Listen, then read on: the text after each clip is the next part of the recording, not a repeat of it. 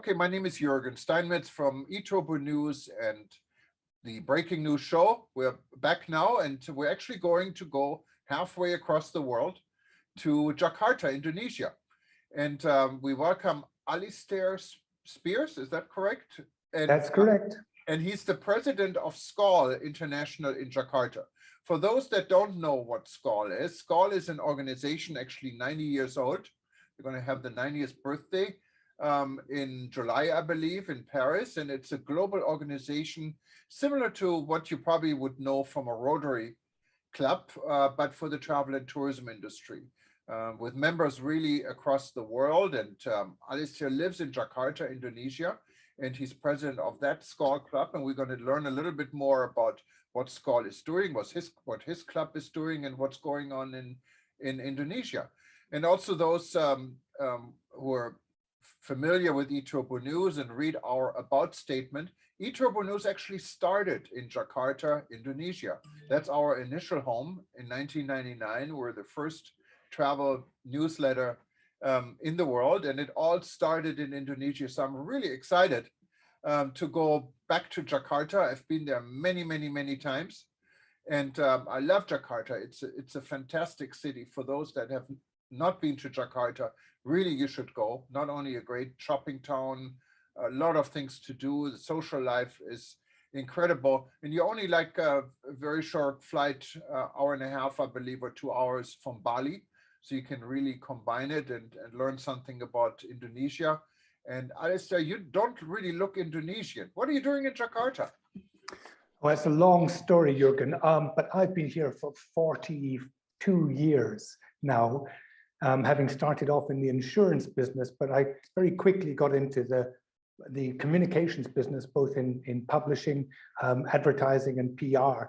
So I've been here for 40 years through, I think, about 6 or 7 presidents by now. I'm not quite sure how many. They keep changing, and through quite a lot of developments. What you see behind me, of course, none of that existed when I came. It was pretty much a village 42 years ago, and now it is, as you just mentioned, a substantial and exciting city. No, it is, and traffic. I remember when I was in Jakarta, traffic is horrendous. So you can never really plan more than 1 meeting a day because you don't know how long it takes to get to. Is it still the same, or did you guys improve this a little bit? Well, it has improved a little. We have 1 underground line now. You know, it's a start. It's quite popular. It's rather well done, but we've got 20 kilometers and we need about 200 to make it work. So we've got quite a long way to go, but we've got improved roads. We've got improved, a little bit of improved access, but a long way to go.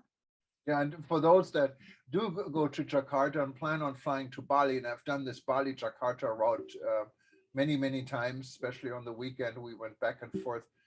Don't plan on making your flight. My best advice is stay at the airport hotel a night before and fly in the morning, because I don't know how many last flights I missed to Bali. So but it's a fun city.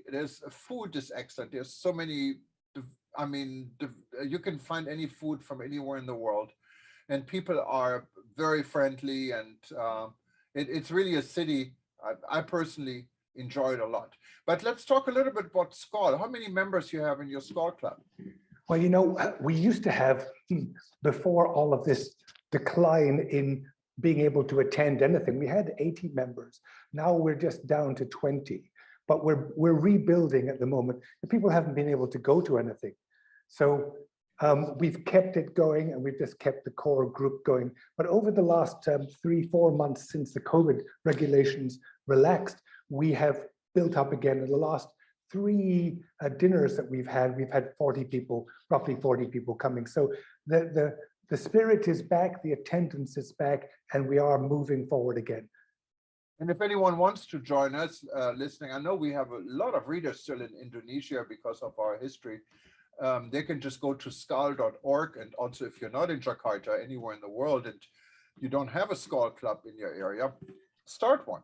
And it's easy. Absolutely. Just contact SKAL. Just go to skal.org. You have all the information on it, and you can also see if there is a SKAL club in your region. It's a really good organization to belong to. It's fun. SKAL is also has young SKAL for those that are just starting the business. You can also join, and it's doing business among friends. That's what it is. And so it's definitely a good organization to belong to. And I think you have some exciting activities you told me earlier coming up in regards to the sustainable tourism world. Tell us a little bit more about it. Well, you're absolutely right. Look, when we talked about building back better, there's been a lot of talk about what actually has happened. Not quite enough. I know people have been distracted, their resources have been depleted, but what we need to do is to really focus people on things that can be done. So we've taken the initiative in SKAL Jakarta to work on the basic elements of sustainability. Now, 3 months ago, when we restarted, when we were allowed to have in-person meetings again, we started off in the Grand Melia Jakarta. We're supported very well by the 5-star hotels with a talk about water. Now, water is crucial to our business. And what we've done in Jakarta is that we've got one hotel, which is now fully integrated, 100% standalone bottling plant on site. And we talked about that. So there's no plastic whatsoever. There's no water deliveries, even in big containers. There's no transportation, no pollution, all done on site. We don't think there's anybody else, and certainly in Indonesia, who's doing that. And we wanted to bring that to the attention of the industry, that you can have a fully integrated water bottling recycling system in a standalone hotel, break even for that 400-room hotel, only 14 months, and saving 40,000 plastic bottles a year. And that was a message which everyone went, oh, we can actually do that. So that we started off with this really pretty cool, you can do it, and it makes money, and it makes sense message. Tell us, I mean, we're not the BBC here, but what's the name of the hotel? Because I think that alone might be a good story. Oh, well, it was the perfect hotel, frankly. It was the Mercure Convention Center in Ancol. Okay. Which of course is part of the Accor group, which gave us access to the rest of the 120 Accor hotels in Indonesia. And it belongs to a hotel owning group called Jakarta Setiabudi, who also happens to own Hyatt hotels across Indonesia and a bunch of apartments. So we got a double hit. And that just opened, about 2 months ago. Sorry, just on 2 months ago, when we had the talk, that was when it was just inaugurated. So it is very new. And now we're spreading this message to the entire business. If you can save 40,000 plastic bottles in one hotel, you multiply that by 1,000 hotels, you've suddenly got 40 million plastic bottles taken out of the system, and they save money at the same time. Quite a good scenario. So that was our first talk. That's an amazing example, and I never heard anything like this before. So that's quite impressive. Well, it is. It was all done by a Frenchman, Didier Perez, and his team. And we are absolutely intent on spreading this message throughout both Indonesia and the rest of the world. But going through the Accor group really should give it momentum. And we hope that they will pick this up and say, let's go, guys, because they've got a lot of hotels. And Indonesia has a lot of hotels, not only the Accor group, you really have all the major Western hotels. You have a lot of beautiful local branded hotels, boutique hotels. There is a lot when it comes to accommodation. There are apartments and so forth. And of course, Indonesia needs the travel and tourism industry. Jakarta, of course, is more on the business side, but as I said, it's well worth visiting as a city. But there are other regions in Indonesia, like, of course, most famous Bali, that depends on tourism. There's Kalimantan, there is many regions of Java and West Java. There's a lot of things. So is tourism coming back? Is Indonesia opening up? How's the situation? It is, but I'd like to pick you up on the point about Jakarta, Jürgen. One of our second talk, and that fits in perfectly, the second talk we did last month was on destination management for Jakarta. Now, Jakarta is, as you said, everyone thinks about it as a business city. What we want is people to think about it as a destination. Why wouldn't you, if you go to Kowloon as a destination, why wouldn't you go to Jakarta? We've got everything that Kowloon has got and more. We've got culture and history. We've got fantastic golf. We've got spas. We've got great shopping. As you mentioned, fantastic restaurants. But everyone thinks about this as a business destination. No one books a holiday to come here. Literally no one. And that's very sad. And we want to change that mentality. We've got the Thousand Islands offshore, which is part of Jakarta. Beautiful place. I've been there. I mean, it's we just don't promote it as a holiday destination. It's always business, business, convention, exhibition, business. We got to change that mindset. No, I mean, I fully agree with you. And if we can help by any means, I told you before we started officially talking, I actually have a medal from the governor in Jakarta I received in 2000, in the year 2000, when eTurbo News, and a lot of people don't know this, actually, not eTurbo News, but my company, what later became eTurbo News, represented Indonesia as a tourism office in the United States and Canada. And that's the reason I spent so much time in Jakarta and also in Bali and in many other regions. And I have to say, I fall in love with Jakarta. It's definitely a place to visit. If you like cities, and I live in at that time, at least now I live in the city in Honolulu, but at that time I lived on the North Shore here on Oahu, what is just beautiful from scenery. But you really don't want to go to a beach city. So Bali, not Bali is attractive, but for me personally, the beaches were not a big deal. But I really enjoyed the city, and Jakarta has it all. It's really a place visiting, and it has everything you can think of to offer. And I don't think that has changed over the year. It looks like it even increased because there are new hotel openings, there are new activities, and you lived there for 40 years, so got to be worth it, right?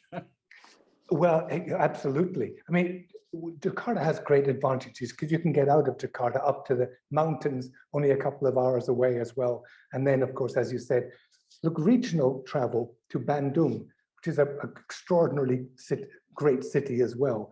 We've got Surabaya, which is industrial, but actually a great city to visit too. Then, of course, we have the gems of Jogja and Solo in central Java.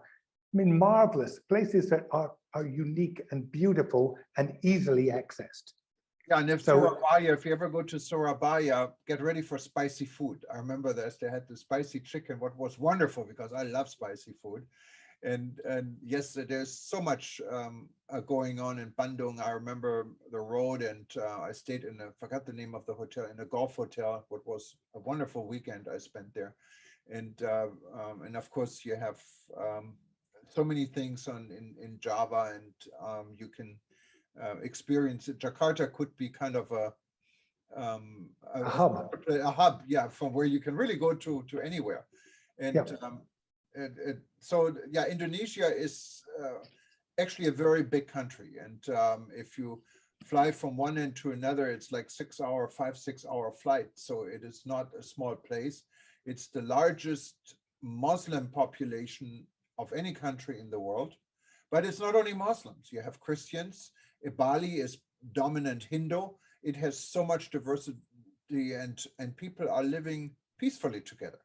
Very much so. And that is really a big issue. And you see all these smiles. Everyone, especially in the travel and tourism industry, know really well how to make guests feel comfortable, and they love guests.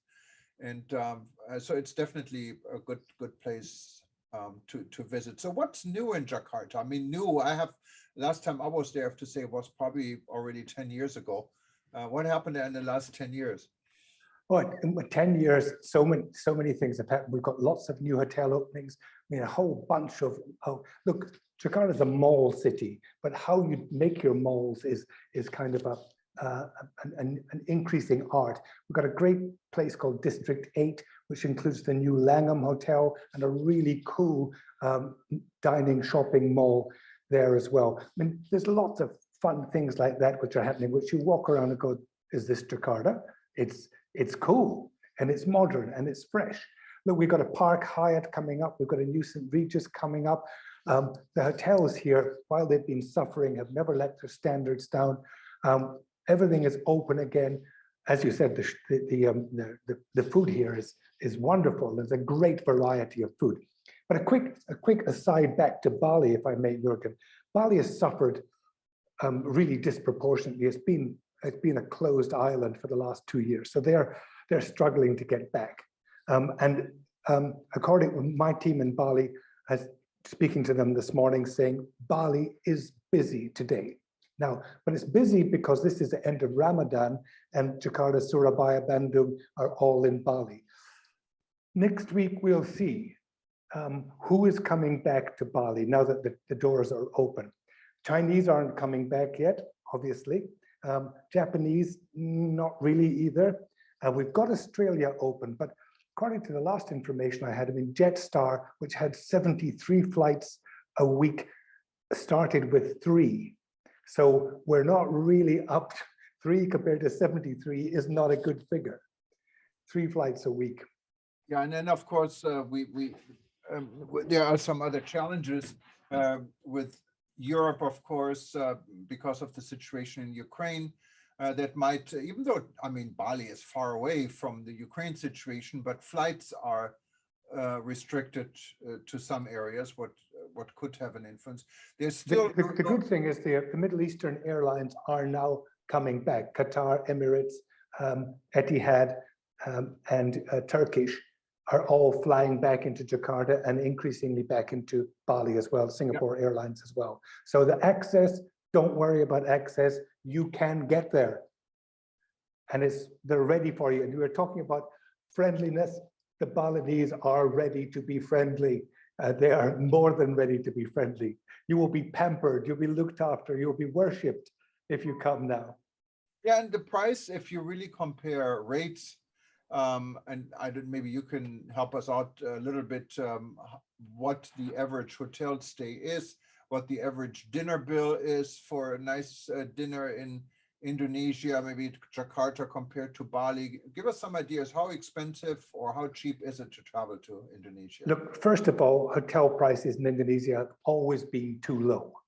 I mean, Jakarta is about 1/3 of the price of Singapore for a hotel, equivalent hotel. So you're only talking about, $100 a night in a 5-star hotel, possibly even less in some, which is sad. And it's worth much more.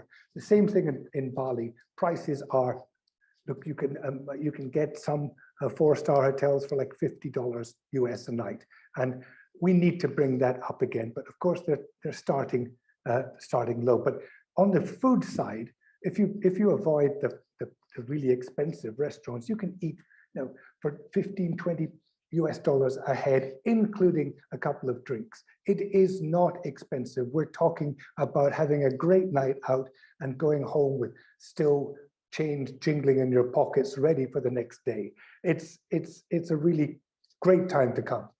You're telling me for the price of 1 Mai Tai or a drink here in Hawaii, you can have an entire dinner and you can have actually 2 Mai Tais and wonderful food for the same price. Yes, correct. That's the place to go. That's the place to go. And of course, what we're doing is encouraging people to drink the local beer, drink the local wine. They have good wine in Bali now. And then you're supporting the local industries and still having a good time. So a lot of positive points have come out of this as well. The whole local supply chain thing had to kick in, and it did. So we've got good vegetables, good supplies, good cheese even made locally now to save the international supply chains. That is important, really for any destination, and specifically so for Indonesia, because Indonesia has spices you probably don't find very easy in other parts of the world. There's wonderful local food. Many people don't really know, but it's delicious. And not only when it comes to food, when it comes to wellness, Indonesia has a lot to offer. I mean, we're not talking just about spas and massage. We're talking about health tourism, for example. Tell us a little bit more about this, because I think many people don't even think about that. Look, there is a history of natural treatments here. whether they be spiritual or meditation based. You want to go to Ubud in Bali. It's probably the Asia center of meditation, wellness, and all of that. So you can do virtually any treatment you can think of, everything from the Reiki all the way through the local spiritual leaders.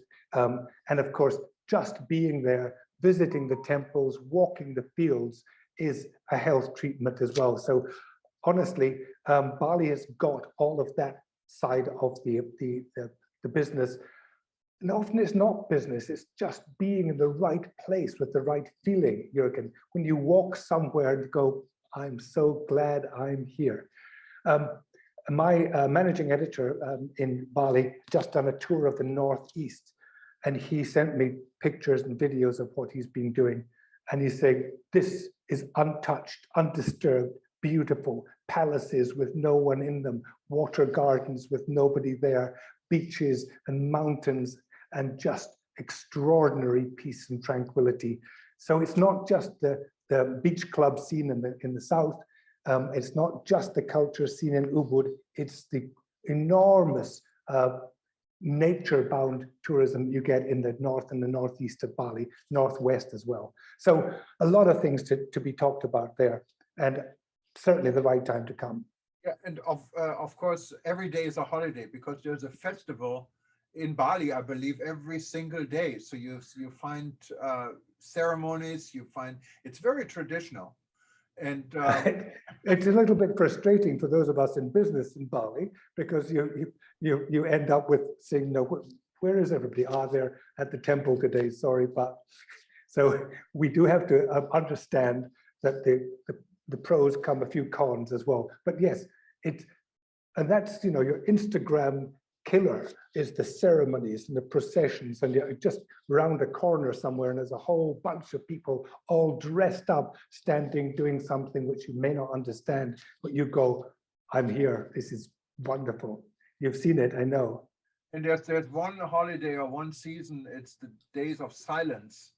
Everyone agrees on. And if you should watch out when this is, because if you don't want to be isolated, you better not come. But it's also it's an experience. Basically, it's in Bali, and you really cannot do anything. Everything is pretty much closed, and no one talks. And how does this work?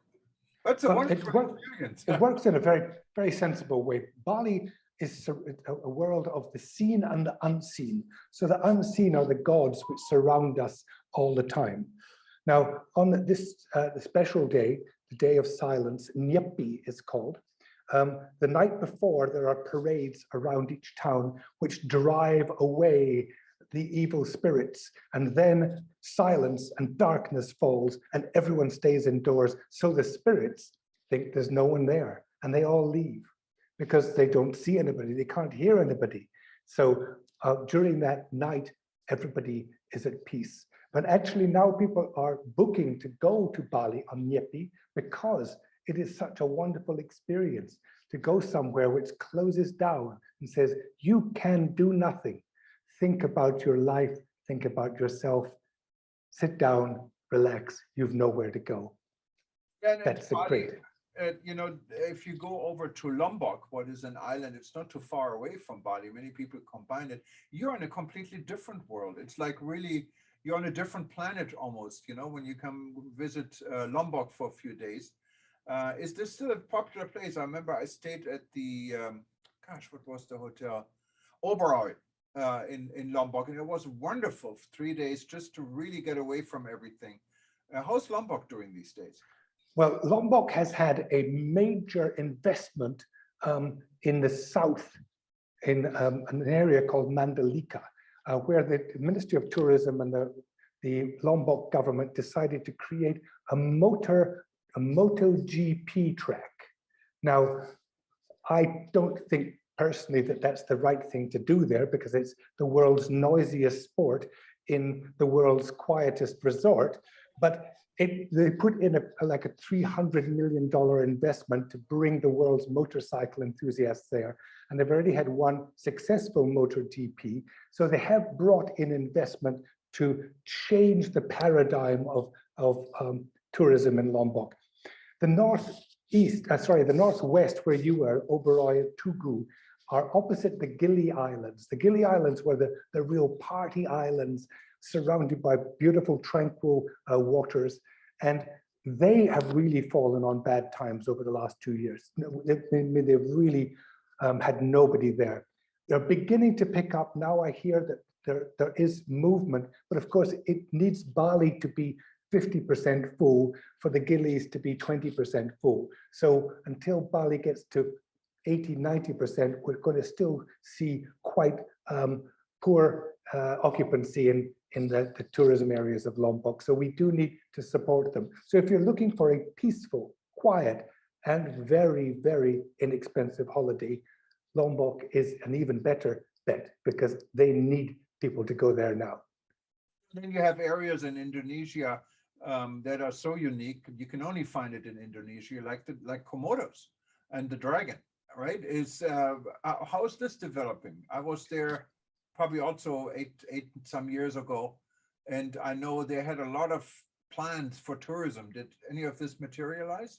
Well, absolutely. Look, the Ministry of Tourism put in place what they first called the 10 new Balis and now have revised to the 10 priority destinations. Then they focused it down to 5.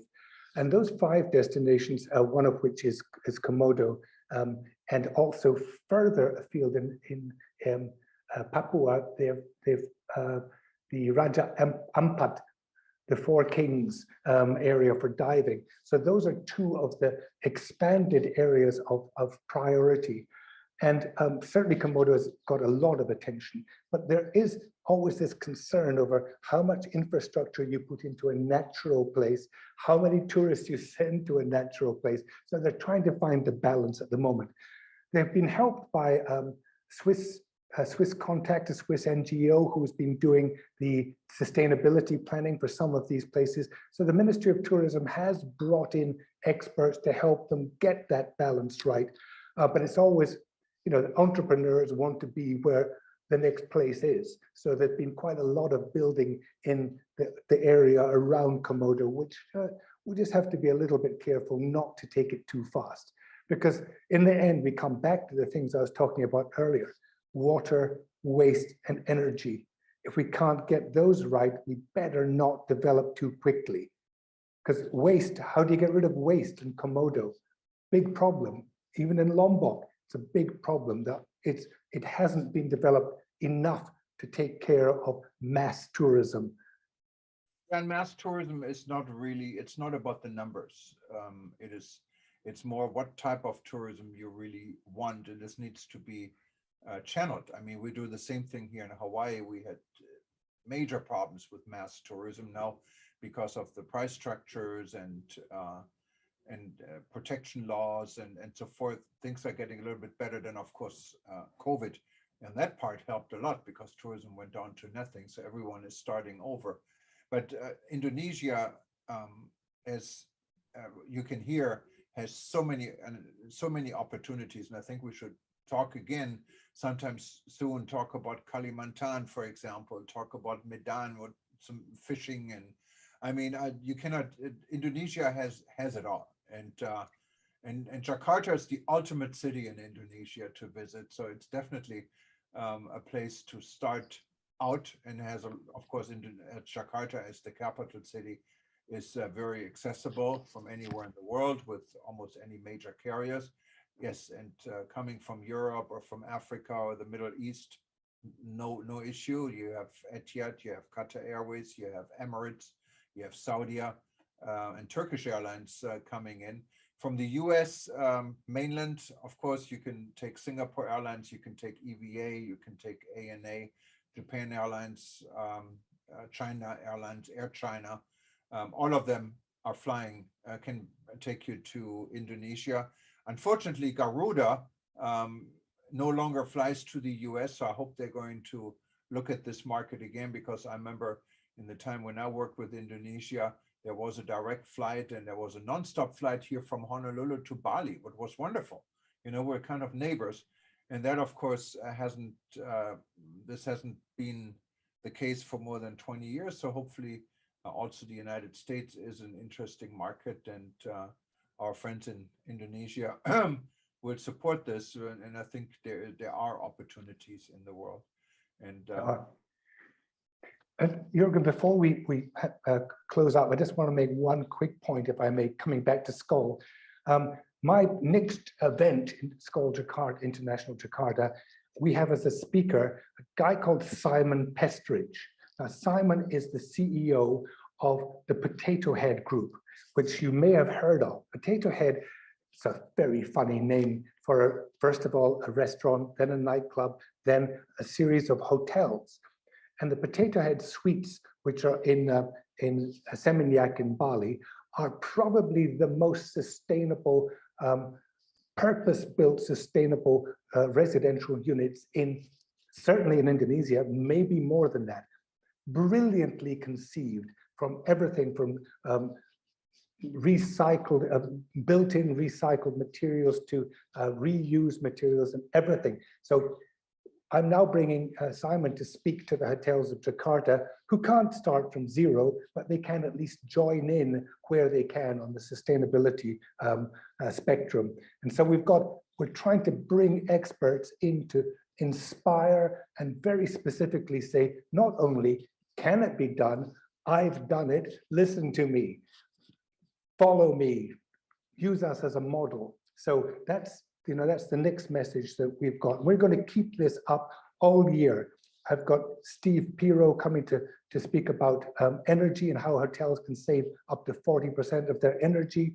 We've got Waste for Change and local NGO talking about how hotels can be down to 5% waste to landfill. All of this stuff is possible, and we're using SKAL as the platform to bring all of these messages to our tourism industry. And I greatly appreciate the opportunity to tell you and your viewers that we may be a backwater over here in Jakarta, but we're going for it. No, and I hope you can share this. I mean, why not tape such an event or even contact us for a live stream? We can help you to live stream it and then repeat it, because you're putting a lot of effort in bringing these excellent speakers to your event, to a club of 18. Why not bring it to a club of 1 million, some people possibly? Absolutely, that would be fantastic. We'd greatly appreciate that. No, but I really enjoyed our conversation. You can tell that we're way over time. Our 10 minutes are almost 45 minutes, but I don't mind at all, because we really would love to have you back and talk more about Jakarta and Indonesia, one of my favorite places in the world. And I spent several years basically commuting between the United States, or Hawaii better, and Indonesia, and I've seen a lot in Indonesia, and I really miss it. It's kind of my second former home. And so we like to report more, because Indonesia is coming back, and it's a destination that's just simply fascinating, and it deserves a lot more time, not only with us, with everyone else. And we really hope that tourism is picking up. And I remember Indonesia went through ups and downs, but it always recovered. It's very resilient. And we don't really want to repeat all the problems there were, but like any destination, Indonesia has a good share and always was able to recover. So let's bring COVID behind us, and hopefully the world can be at peace, and Indonesia can be one of the top destinations in the world again for people to visit.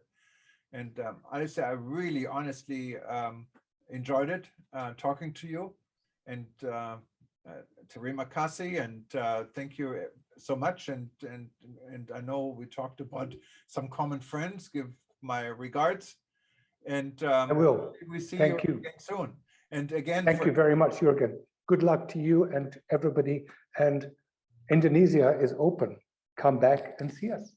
Absolutely. And anyone wants to know more about SKAL, just go to skal.org. SKAL is spelled SKAL.org, and you also see it here on the screen. And you find, actually, you have a permanent SKAL logo on eTurbo News. Just click on it. It will bring you to the SKAL website. So why not start your own club and get as active as Alistair is in your own region? It's a wonderful organization to belong to and to network and do business among friends. That's what it is. We all are in business, and why not do business with those people you can trust and share also your virtual social life with. And the nice thing about SKAL also is, I forgot to mention this, when you visit another city, when you travel, and there's a SKAL club, and there's a good chance there is, you can actually be part of the SKAL club, even if Absolutely. it's for a week. You can be a guest there. Everyone is welcome to attend any SKAL meeting in the world, and you make new friends this way. So skal.org, the way to go. But Alistair, thank you so much again for joining us. And for everyone else, if you wanted to watch this session again, if you see us on eTurbo News, we'll most likely repeat it. Usually our repeats are every 2 hours, just stay tuned. And then if we don't repeat it, go to breakingnewsshow.com or to eTurbo News on events, and you can, or of course, you can go to our YouTube channel or Vimeo channel, and you find us and you find all our sessions. You can watch as many times as you like, and share it on Facebook, share it on LinkedIn, share it on Twitter. So a lot more people can learn about Jakarta and Indonesia today. Thank you so much. Thank you, and goodbye for now. Bye-bye.